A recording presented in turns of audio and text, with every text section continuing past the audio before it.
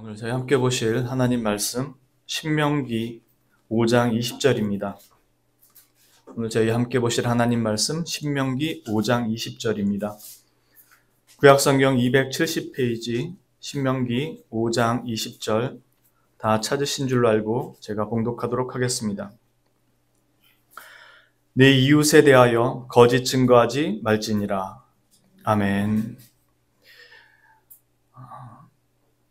오늘 저희가 함께 나눌 말씀은 지금 방금 전에 읽은 것처럼 제9계명 내 이웃에 대하여 거짓 증언하지 말지니라입니다.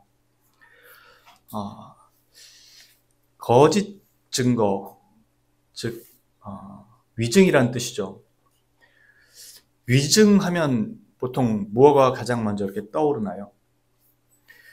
이 위증이라는 단어는 보통 법정에서 가장 많이 사용되죠. 특히 증인석에 누가 앉게 될 때 위증죄에 대해 분명하게 경고합니다.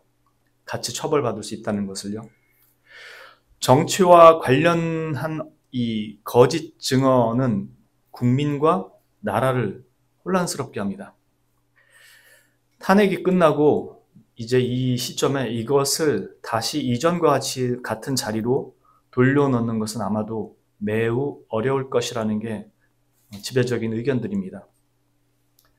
문제는 이게 단지 사회적 현상만이 아니라 교회도 이 영향에서 자유롭지 못한 상황이 되어버렸다는 겁니다. 교회 내에서도 정치적 문제로 양분화가 이제 더 가속화되고 있는 실정입니다. 정치만이 아니라 이 거짓 증언은 모든 것들을 힘들게 합니다. 종교적 거짓 증언은 이단이라는 심각한 문제를 야기시킵니다. 일상에서의 거짓 증언은 상호 불신과 사회 분열을 낳습니다. 여러 가지 예가 있겠지만 유튜브 같은 경우에서 그런 것들을 더 자주 볼 수 있습니다. 유튜브에서 생산되는 가짜 뉴스들, 이런 유튜브는 정치뿐만 아니라 연예 뉴스나 일상의 여러 가지 것들을 비롯한 뉴스들이 올라옵니다. 이 뉴스들로 인해서 사람들은 진위 여부 파악을 떠나서 자신이 믿고 싶은 대로, 자신이 듣고 싶은 대로 들으려 하는 경향이 강해져 버렸습니다. 그리고 그것을 그대로 믿어버리는 현상까지 보편화되고 있는 상황입니다. 이것은 단지 정치적 양분화만이 아니라 그 영향력이 상대방에 대한 인격이나 명예에 대한 그 모든 부분까지, 심지어 성품까지도 판단하는 그런 악영향을 미쳐서 보이지 않는 경계와 적대감을 만들어내고 있습니다. 나의 생각과 다른 쪽을 지지하는 사람은 다 나쁜 놈이고 적이고 무식하고 나라를 팔아먹는 상종 못할 인간처럼 생각하는 그런 상황까지 온 것이죠. 유튜버들이 내거는 이 제목은 아주 자극적입니다. 우리는 오열이라는 말을 아무데나 쓰지 않습니다. 그런데 아무데나 오열이라는 말을 제목에다 갖다 붙입니다. 단어 자체가 극단적이고 매우 자극적인 언어들을 사용합니다. 그리고 그 내용은 조금도 증명되지 않은 내용들이 대부분입니다. 바로 이런 이유들 때문에 하나님께서 내 이웃에 대하여 거짓 증언하지 말라고 하시는 것입니다. 개인으로서는 하나님께서 부여하신 중요한 책무, 선지자적인 책무입니다. 이걸 범죄하는 것이고 공동체적으로는 분열을 만들기 때문에 그렇습니다. 그것이 국가든 민족이든 사회든 직장이든 말이죠. 심지어 가정까지요. 가정도 정치 문제로 분열이 되거나 다른 여러 가지 이유로 잦은 싸움이 일어납니다. 만약 이것이 교회 공동체 내에서라면 더욱 심각한 분열을 야기하게 됩니다. 왜냐하면 그 분열의 중심에 하나님을 두는 악한 행위들이 나타나기 때문에 그렇습니다. 자신의 진정성, 정당성, 진심을 옹호하고 그걸 확증받기 위해서 하나님을 끌어다가 등장시키기 때문에 그렇습니다. 하나님은 나의 마음과 나의 뜻을 알기에 내 편이라는 그걸 증명하려고 하나님을 끌어갖고 오는 겁니다. 자기 주장에. 그리고 두 사람이 대적하고 맞서고 갈라지게 됩니다. 오늘 이 약속 있는 말씀을 통해서 우리에게 교훈하는 것이 무엇인지 좀 더 진지하게 살펴봤으면 합니다. 거짓 증언이 자칫 큰 문제가 아닌 것처럼 생각될지 모르지만 이것은 엄청난 파급 효과를 가집니다. 우리는 인터넷에서 자주 신상털이라고 하는 글들을 보게 됩니다. 물론 그 신상털이가 되는 대상은 어떤 사회적 문제나 죄를 지었기 때문에 그런 경우가 대부분이긴 합니다. 그럼에도 확인되지 않은 무분별한 글들은 결국 그 한 사람을 극단적인 상황까지 내몰게 되는 경우가 허다합니다. 미디어를 통해서 너무 자주 보고 있죠. 우리들이 가까이서 보고 또 익숙했던 많은 연예인들이 그렇게 사라져갔습니다. 물론 그들이 잘못이 없다는 얘기 아닙니다. 흔히 카더라 하는 통신이 너무 많다는 것입니다. 이제 포털 사이트에서 나오는 뉴스는 그것이 진실인지 아닌지 여부보다는 그것이 돈이 되느냐, 얼마나 많은 조회수를 기록할 수 있느냐에 더 많은 관심을 가지고 자극적인 제목을 달아서 올립니다. 정작 그 내용은 들어가 보면 이미 지난 내용이거나 재탕, 삼탕인 경우가 허다하고요. 그나마 재탕, 삼탕은 낫습니다. 어느 정도 진위 여부는 나온 얘기니까요. 그러나 어떤 것들은 그 진위 여부는 본인들도 기록하는, 쓰는 자신들도 모른 채 그냥 마구 보면 좋은 거고 아니면 말고라는 식으로 많은 글들을 올립니다. 결론도 없습니다. 내용도 별로 없습니다. 유튜브는 두말할 것도 없고요. 그게 넘쳐나는 세대가 되어버렸습니다. 그리고 마치 자신들이 보고 있는 이 정보가 진실인 것처럼 사람들은 그걸 그렇게 믿어버립니다.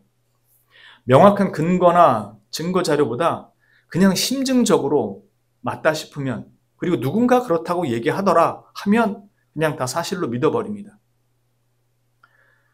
그러나 하나님께서 증언자로 설 때는 결코 위증하지 못하게 하십니다. 하나님이 매우 싫어하는 일이기 때문에 그렇습니다. 잠언서 6장 16절과 19절 말씀 보면 이렇게 되어 있습니다. 여호와께서 미워하시는 것, 곧 그의 마음에 싫어하는 것이 67가지이니 거짓을 말하는 망령된 증인과 및 형제 사이를 이간하는 자이니라. 즉 이런 거짓 위증이 가져오는 결과가 뭔지를 말씀하는 겁니다. 또한 설령 그 어떤 누군가가 약자라고 할지라도 위증은 허락되지 않는다는 것입니다. 하나님께서 여기에 대해서 결코 무죄하지 않다고 선언하시는 것이고 그 결과에 대해서는 반드시 그 사람이 증거한 그 위증에 대한 책임을 져야 할 것을 경고합니다. 출애굽기 23장 1절부터 3절까지 말씀입니다. 너는 거짓된 풍설을 퍼뜨리지 말며 악인과 연합하여 위증하는 증인이 되지 말며 다수를 따라 악을 행하지 말며 송사의 다수를 따라 부당한 증언을 하지 말며 가난한 자의 송사라고 해서 편벽되이 두둔하지 말지니라. 가난하다고 편들어주지 말라는 겁니다. 그게 공의는 아니니까요. 레위기 19장 15절 이렇게 말씀합니다. 너희는 재판할 때에 불의를 행하지 말며 가난한 자의 편을 들지 말며 세력 있는 자라고 도둔하지 말고 공의로 사람을 재판할지며 라고 말씀합니다. 약자라고 정의는 아니라는 겁니다. 오늘날 인권이라는 이름으로 약자들 편을 드는데 물론 연약하고 사회적인 약자들을 편드는 것은 당연히 필요하죠.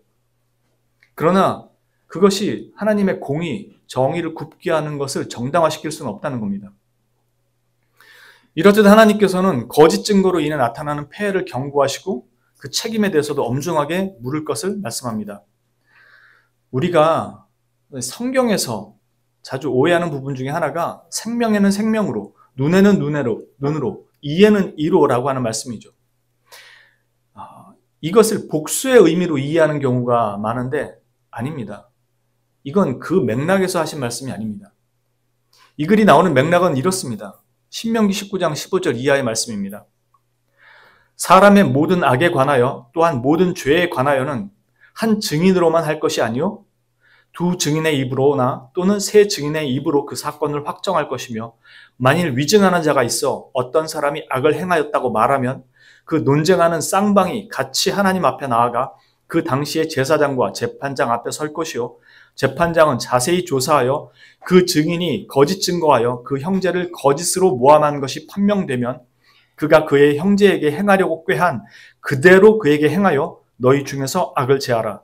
그리하면 그 남은 자들이 듣고 두려워하여 다시는 그런 악을 너희 중에서 행하지 아니하리라. 네 눈이 긍휼히 여기지 말라. 생명에는 생명으로, 눈에는 눈으로, 이에는 이로, 손에는 손으로, 발에는 발로이니라. 지금 보신 것처럼 이건 복수에 관한 내용이 아닙니다. 거짓 증거한 자가 위증하지 못하도록 그가 증거한 그대로 되갚도록 하라는 겁니다. 그래야 너희들 중에 두려워 거짓 증언하는 일이 없게 될 것이라는 겁니다. 그만큼 하나님께서 사람과 사람 사이에 있어 서로의 인격과 명예에 대해서 존중할 것과 조심할 것을 경고하고 계신 것입니다. 제8계명에서 도둑질하지 말지니라는 이 말씀에서 하나님은 세상 모든 만물의 주인이 하나님이심을 말씀하고 그 재산을 하나님께서 보호하고 지키신다는 것을 또한 알리신 것처럼 이 9계명에서도 한 사람의 인격과 명예도 하나님께서 보호하고 지키시며 존중히 여기신다는 것을 가르쳐 주는 것입니다. 더욱이 이게 무너지면 공동체 자체가 위험해지기 때문에 이것을 엄격하게 지키도록 하신 것이죠.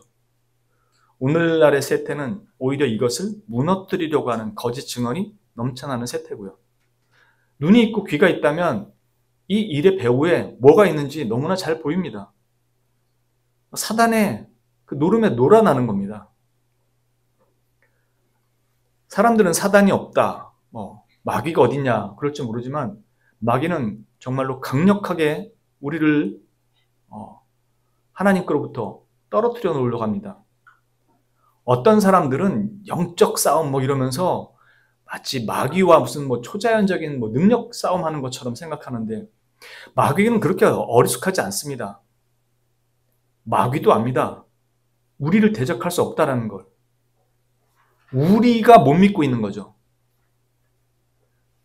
성령 하나님이 내 안에 계신 건, 내 마음에 계신 게 아닙니다. 이게 성령 하나님 실제로 내 안에 거하신다고요. 그래서 우리가 교회예요. 그래서 감히 털끝 하나 손댈 수가 없다고요.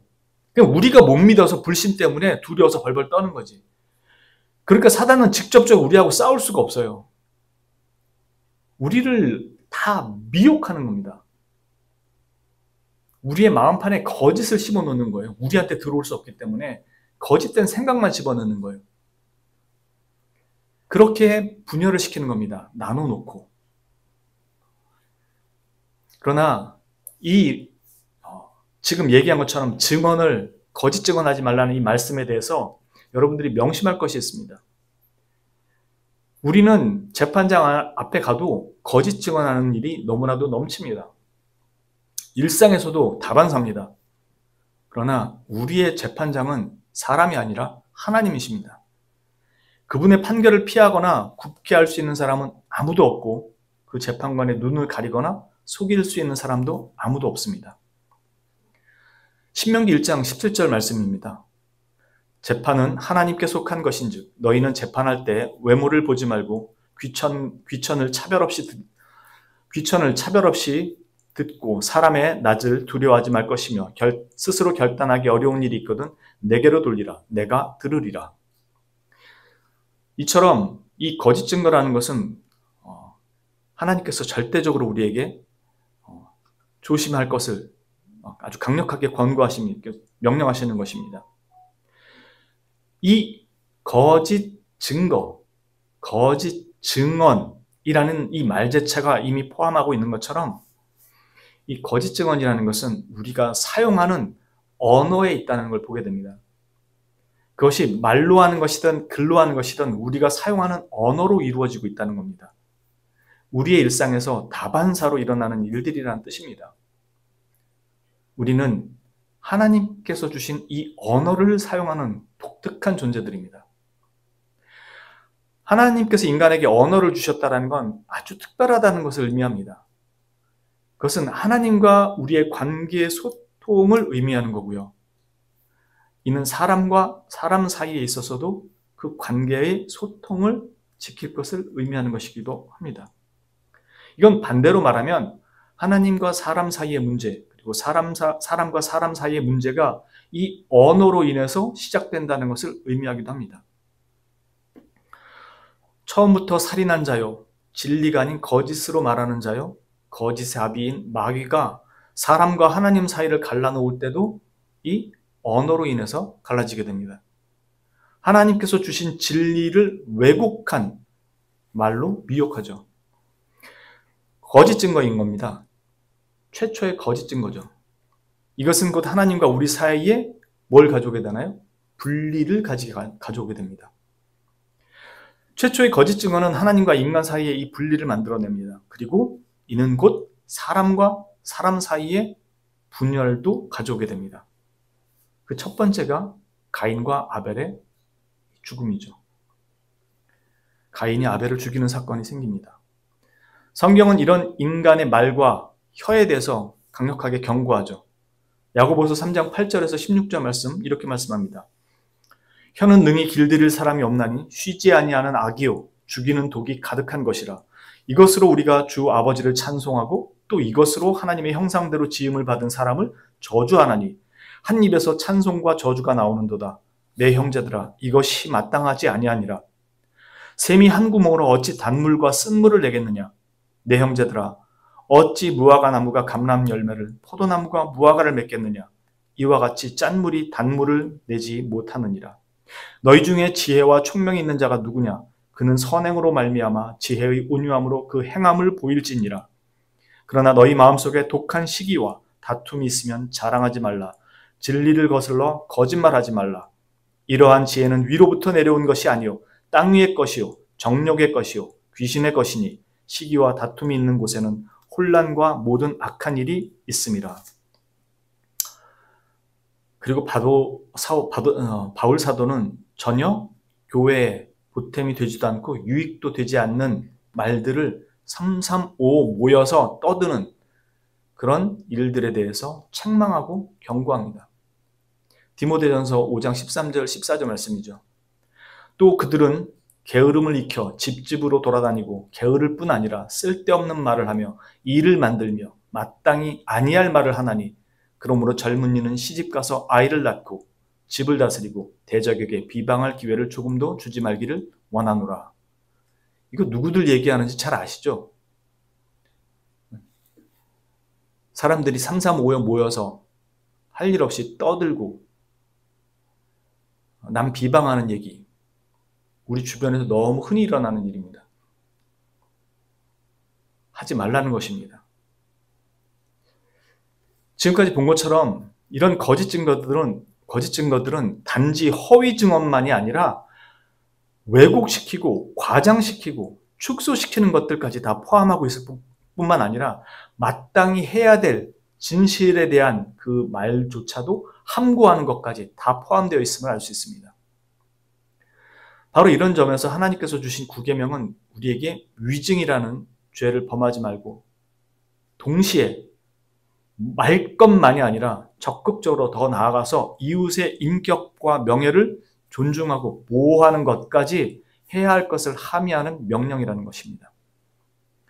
도둑질하지 말지니라가 그저 남의 것 탐하지 말라는 것이 아니라 자신의 직업과 그 직업 윤리에 있어서 성실과 정직으로 자신의 필요를 채우고 또한 함께하는 자신 직장 동료들을 위해서도 그들의 수고가 헛되이 돌아가지 않도록 돕고 마땅한 재화를 제공해야 될 것까지 다 포함하고 있다는 의미를 지난주에 살펴봤죠.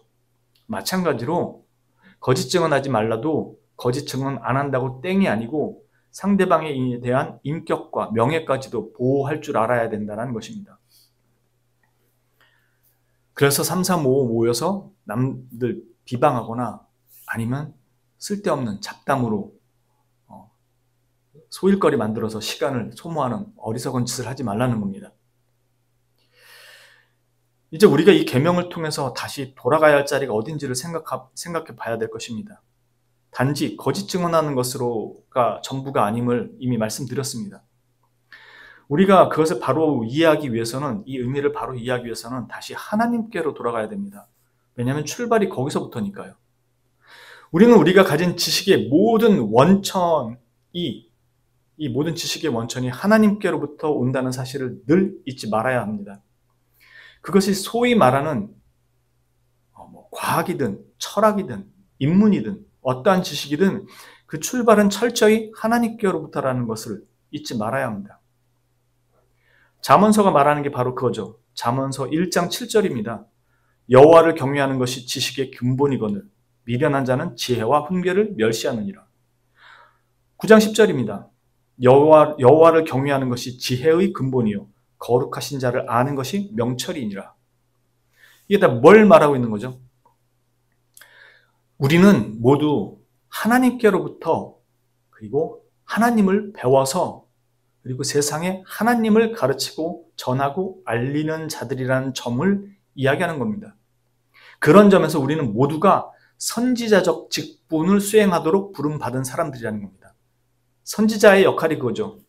사람들에게 하나님을 전하고 증거하고 하나님의 말씀을 알리는 거예요. 그렇게 우리가 가진 이 지식의 참된 원형은 오직 하나님께로부터 오는 것이기에 그분을 알지 못하고서는 바른 지식을 가질 수가 없다는 겁니다. 이는 우리가 그 지식을 우리가 소유하고 있는 것이 아니라, 우리만 소유하고 있는 것이 아니라 세상에 전하고 증거하고 알려야 하는 자라는 뜻이기도 합니다. 그게 우리가 지켜야 하는 의무 중에 하나인 거예요. 그러기 위해서는 우리는 당연히 하나님을 바로 알아야 되는 것이고, 하나님이 우리에게 자신을 나타내신 것을 살펴봐야 하는 거죠. 성경에 있는 내용들을 말이죠. 그래서 우리는 성경으로부터 하나님을 배우고 깨달은 참 지식으로 세상의 참된 증언자로 서는 것입니다. 자기 경험과 자기가 생각하는 자기 생각이 아니고요. 그러나 아담의 타락으로 우리는 이 위치에서 벗어나게 되어버렸습니다. 그리고 그리스도께서 오셔서 이 직분을 온전하게 성취하신 것이죠. 무엇을 위해서요? 우리의 선지자적 직무를 위해서요. 그러니 우리가 거듭나고 믿음을 가지고 신앙생활을 한다는 것 속에는 이 직무를 수행하는 게 당연히 포함되어 있는 거죠. 선지자는 자신의 말을 하지 않습니다. 하나님의 말씀을 전하고 가르치고 증거하죠. 저와 여러분의 입에서 나와야 되는 말이 그것이라는 뜻입니다. 이건 단지 성경만을 가르친다라는 게 아닙니다. 이것은 헛된 말을 하지 않고 비방하지 않고 바른 말을 하고 하나님을 증거하는 자의 말을 전하고 지킨다는 것을 의미합니다. 세상의 속어에 익숙하고 그런 말장난에 재미 들려 있는 삶이 되지 말아야 한다는 겁니다. 그러면 제가 이렇게 말하면 아마 어떤 분들은 그렇게 말할 수 있을지도 모릅니다. 목사님 말씀이 무슨 뜻인지 잘 알겠습니다. 근데 사실 그런 말만 하고 살면 무슨 재미가 있겠습니까? 너무 딱딱하지 않겠습니까? 너무 경직된 삶 아닌가요? 여러분 생각엔 어떻습니까? 세상 비호와 속어를 사용하면서 세상 사람들과 소통하기 위해서 그런 언어들을 사용하는 것, 그런 말들을 사용하는 것이 바람직한 신앙의 모습이라고 생각되나요? 그렇게 생각은 되는데 또 그렇게 살자니 재미가 없을 것 같나요? 그건 너무 경직된 사람 같아 보이나요? 제 생각에 재미를 뭘로 생각하는지 여부에 따라 그건 달라질 수밖에 없을 것 같습니다. 세속적인 삶에 깊이 한 발 담그고 있으면 당연히 그게 더 재밌을 수밖에 없죠.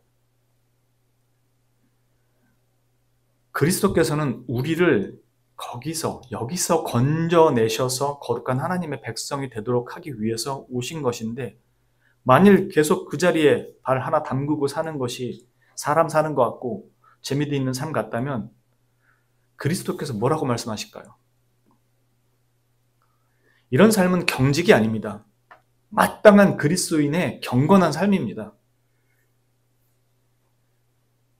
여러분들이 보기에 때때로 제가 경직되어 보이실지 모르겠지만 그건 경직이 아니고 그걸 지키기 위한 나름의 몸부림입니다. 그렇게 사는 게 마땅하다고 생각되고 성경에 그렇게 얘기하고 있으니까요. 만약에 그게 익숙하지 않고 그게 불편하다면 우리가 세상에 한 발 깊이 들어가 있다는 뜻입니다. 우리가 너무 세상에 익숙해져 있고 젖어 있기 때문에 쉽사리 벗어나지 못하는 것이지 우리가 하는 말과 행동들이 다 하나님의 언어로 바뀌어야 하는 게 맞습니다.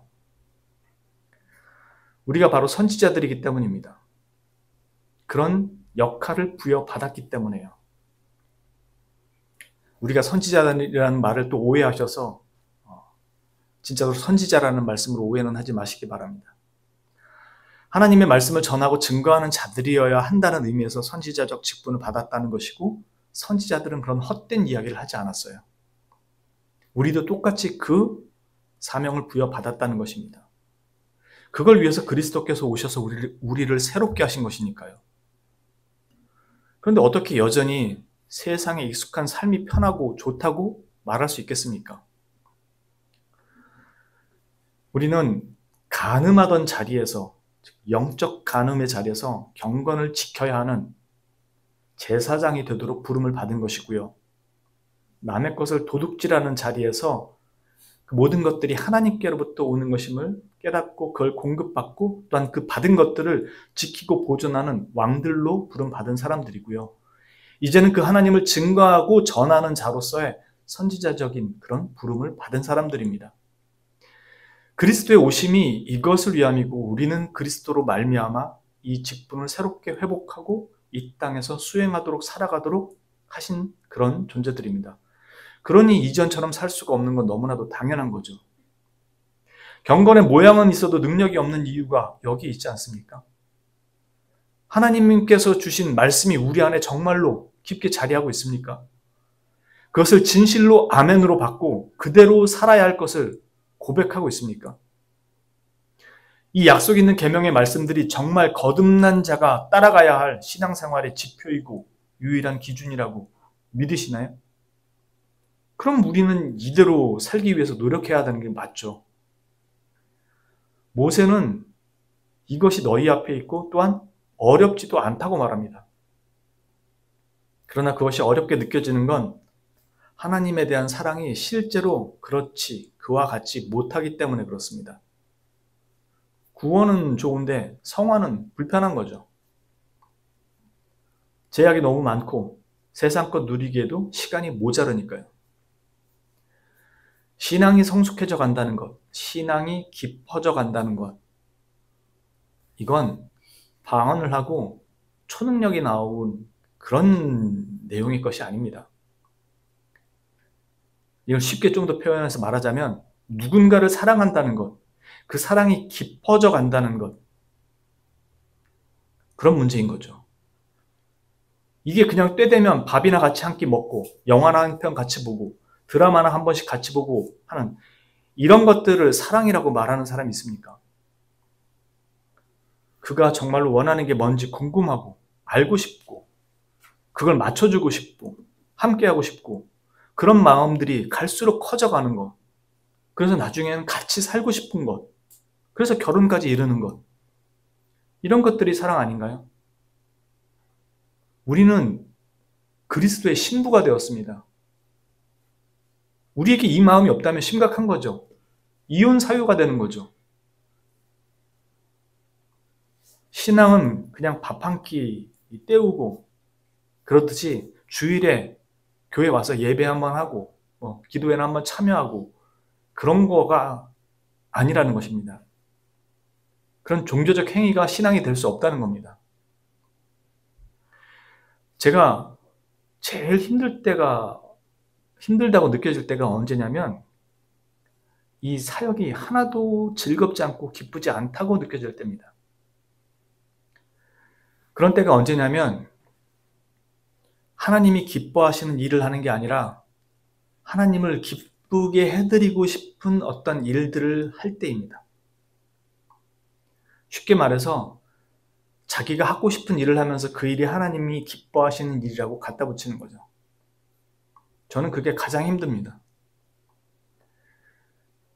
제가 사역에서 가장 힘이 나고 즐거울 때가 언제냐면 그 결과는 눈에 보이지도 않고 별 의미도 없어 보이고 열매를 기대하기도 힘들 것 같고 정말 막막해 보이는데 그게 하나님이 시키신 일이라고 확신이 될 때 가장 기쁩니다. 이건 목사로서 거짓 증언하는 게 아니고 진실한 증언입니다. 아마 저뿐만이 아니라 모든 목사가 동일할 겁니다. 그래서 순교의 자리에 설 수 있는 겁니다. 하나님이 기뻐하신다라는 확신이 있기 때문에, 진실한 증언자로 서기 때문에. 우리는 하나님의 소생들이기 때문에 하나님이 기뻐하시는 일을 할 때 진정으로 기쁨과 힘을 얻고 은혜를 누리고 감사와 찬양이 넘칠 수 있는 겁니다. 이건 우리의 감정과 마음이 만들어내는 것들이 아니라 하나님께서 주시는 은혜이기 때문에 확실하고 확고합니다. 은혜는 우리가 만들어서 가질 수 있는 게 아니기 때문에요. 그래서 하나님이 기뻐하시는 일이 무엇인지를 내가 결정하는 게 아니라 성경에서 찾아보고 확신이 될 때 그때 일을 하는 겁니다. 이 약속 있는 계명들은 우리에게 바로 그런 은혜와 특권들을 제공해주는 선물과 같은 겁니다. 우리 발목을 잡는 게 아니라요. 우리만이 누릴 수 있는 특권입니다. 근데 이건 그다지 관심이 없고 세상의 언어와 유희들이 즐거움의 대상이 되어버린다면 신앙이 지금 심각한 문제가 있는 것이 아닌가요? 우리는 하나님과 관계하며 소통하는 존재로서 특별하게 하나님께서 주신 언어를 부여받은 사람들입니다. 그런 언어를 부여받은 존재가 인간입니다. 그것은 우리에게 주어진 소명을 위한 도구이기도 합니다. 우리가 바르게 보고 바르게 듣고 바르게 전해야 하는 자들입니다. 바르게 듣고 바르게 보기 위해서는 주의 말씀이 우리의 모든 지식의 출발이 되어야 하는 것이고요. 그것을 또한 바르게 증거해야 하는 자들이기도 하고요. 그렇게 우리는 선지자들이 철저히 하나님의 말씀에 매여 있었고 그 말씀에 기초하여서 모든 것을 보고 전하고 증거했던 것처럼 우리도 우리 이웃 가운데서 바른 증언자들이 되기 위해서는 먼저 바른 말씀에 귀와 눈이 열려야 되는 거죠. 사탄이 이것을 우리에게 처음부터 어그러지게 만들었죠. 요한복음 8장 44절 말씀에 이렇게 얘기합니다. 그는 처음부터 살인한 자요 진리가 그 속에 없으므로 진리에 서지 못하고 거짓을 말할 때마다 제 것으로 말하나니 이는 그가 거짓말쟁이요 거짓의 아비가 되었습니다. 사탄에 대한 말씀이죠. 사탄은 진리가 그 속에 없기 때문에 진리에 설 수도 없고 서지도 못하고 거짓으로 제 것으로 말하지만 그건 전부 거짓말밖에 없는 거죠. 우리가 이전에는 사탄과 같은 그런 모습이었지만 지금은 아니지 않습니까? 진리가 그 안에 있잖아요. 그런데 여전히 거짓 증언의 자리에 서 있다면 그건 문제가 심각한 거죠. 이제는 옛것을 버리고 새 사람을 입은 거룩한 존재로서의 그 언어와 증언이 되어야 하지 않겠습니까? 이게 경직된 거라고 말하는 게 맞는 말입니까? 마땅한 그리스도인의 모습이죠. 골로새서 3장 8절에서 10절 말씀입니다. 이제는 너희가 이 모든 것을 벗어버리라. 곧 분함과 노여움과 악의와 비방과 너희 입에